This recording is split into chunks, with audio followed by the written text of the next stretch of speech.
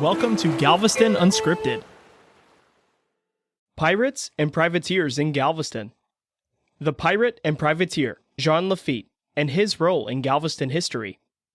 Jean Lafitte was a French pirate and privateer who operated in the Gulf of Mexico in the early 19th century.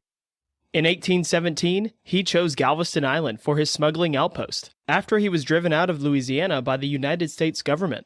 Reports from people who had come in direct contact with Lafitte noted that he was a New Orleans gentleman, who just so happened to be able to smuggle any type of cargo he could get his hands on.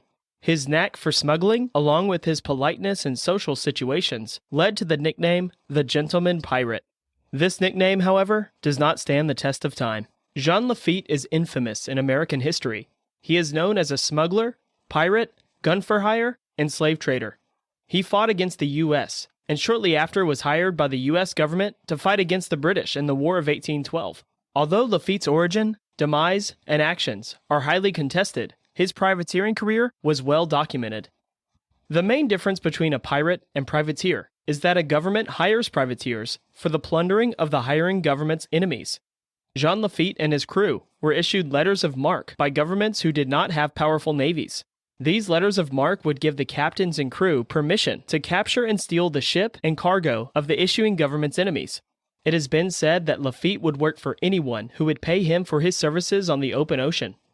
After Lafitte was driven out of Louisiana, he ended up in Galveston in 1817 to establish a smuggling outpost out of the reach of the U.S. government. He arrived in Galveston in the middle of the Mexican War of Independence and had no problem plundering Spanish vessels. Galveston Island was a safe bet for Lafitte, as neither the U.S., Spanish, or future Mexican government would be willing to preoccupy themselves with a small smuggling settlement.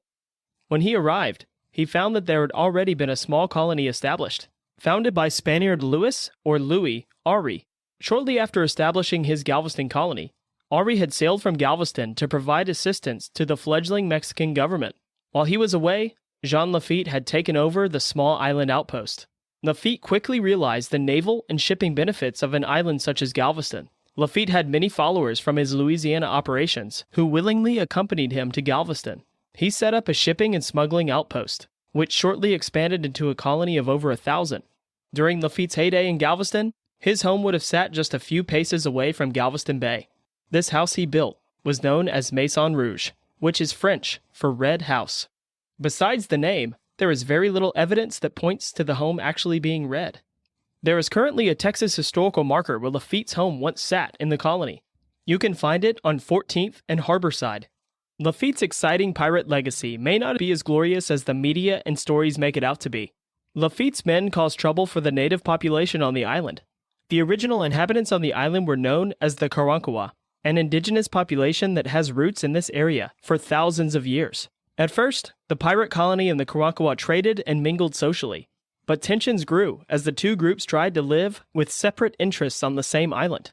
After one of the many disagreements between the two, Lafitte's men battled the Karankawa in a battle known today as the Battle of the Three Trees.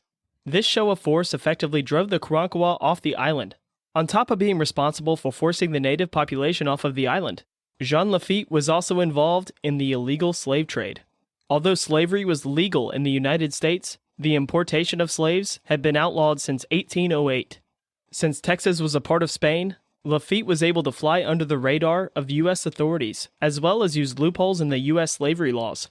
When enslaved people arrived in Galveston, they would be transported onto the mainland to be smuggled across the vast, unpatrolled land border between New Spain and the United States, to then be sold to an open slave market, or to be turned in as a bounty at a United States customs house.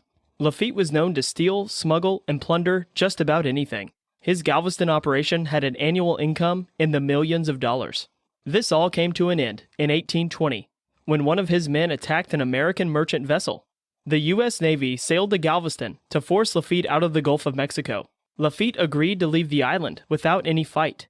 His final orders to his men were to burn his entire colony and fortress to the ground. Once Jean Lafitte left Galveston, there is very little evidence pointing to how he lived out the rest of his life. Did he change his name and live out the rest of his days somewhere else? Did he die shortly after leaving Galveston in a privateering operation gone wrong? No one knows for sure, but theories live in abundance. We can clearly see that Jean Lafitte is a contemptuous character and left his legacy on the United States, the Gulf of Mexico, and Galveston Island, with his thirst for riches, proclivity for human trafficking, and shroud of mystery. For historic resources or more information, check out the episode description.